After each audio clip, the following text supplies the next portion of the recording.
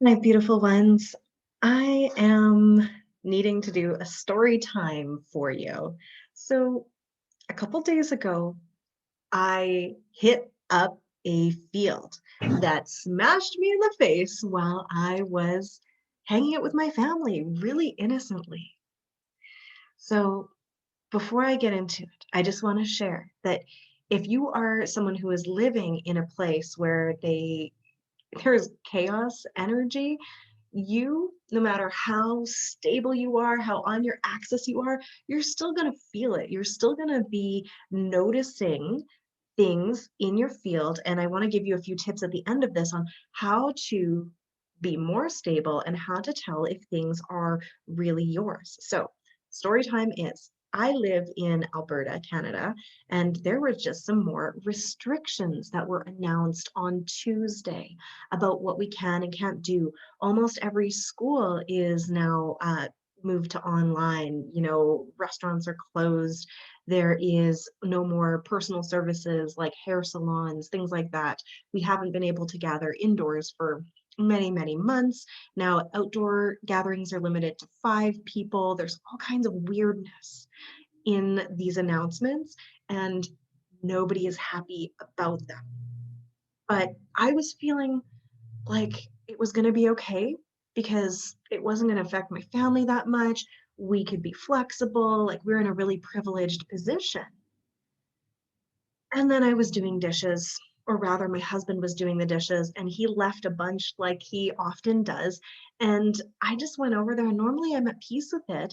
And I was like, hey, why didn't you do this? Why is this here? What is happening here? Oh, you just don't like doing dishes with water in the sink because you're doing it some weird way. And I was going on and on. And I was like, you're doing this wrong. Everything is wrong. I'm always the one that has to do it. I'm the only one that's right. And I was winding up, and it was icky. I was not being myself. And my daughter was witnessing this, and my poor husband is just getting this barrage, this onslaught of me nitpicking at him instead of going, thanks for doing the dishes. Do you want me to finish those ones, or are you going to finish this up? Right? Something like that. And then I realized, oh my gosh, is this even mine? Because it felt like it just hit me, and I just started spewing all of this venom. And instantly, my body and my mind and my soul were like, no, this is not your stuff. So the instant I noticed that and I was able to tell the difference between what was mine and what was not mine, I received the download of, oh my gosh, this is the collective energy right now. People are freaking out about the restrictions, and people are all thinking that it's being done wrong, it's being handled incorrectly. And why they're thinking that can vary. Some of the people are thinking too much. This is way too much. This is overkill. And some people are saying this is not enough, or it's not going to be enforced enough. Other people are thinking too little, too late. You've screwed up this entire thing. There is a lot of judgment. And the main energy that's coming up is it's not right. It's not right. And I don't like it. And I felt that subconsciously, energetically, and then I started making my husband wrong for everything that he was doing. So I apologized to my husband. I apologized, and I modeled for my daughter what that looked like. And I said, I was picking up on some other people's feelings. And she goes, here, Mom, why don't you have some of my good energy? And she goes, like put her hands on me. And I was like, that feels really nice. Thank you so much. But then I asked her, are you in charge of my feelings?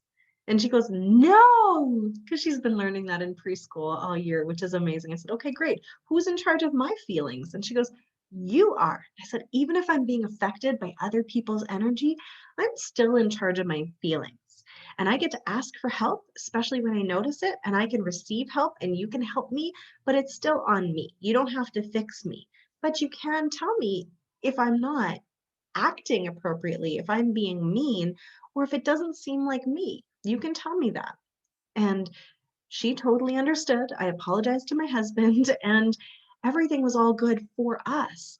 But I did feel really vindicated later when I went on to Reddit and I was just looking at some of the forums, the posts for Alberta and for Edmonton and for Calgary, and everybody has an opinion and nobody agreed with how things were being handled.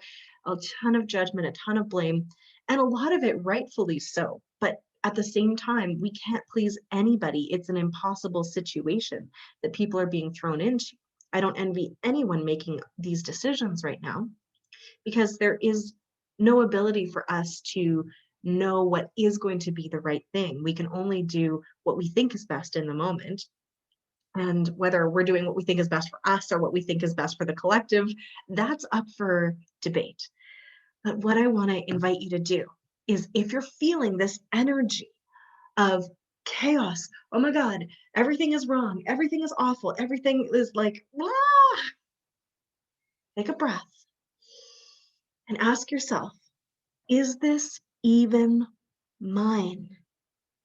And let you feel, is this me or is this someone else's? Is this my energy?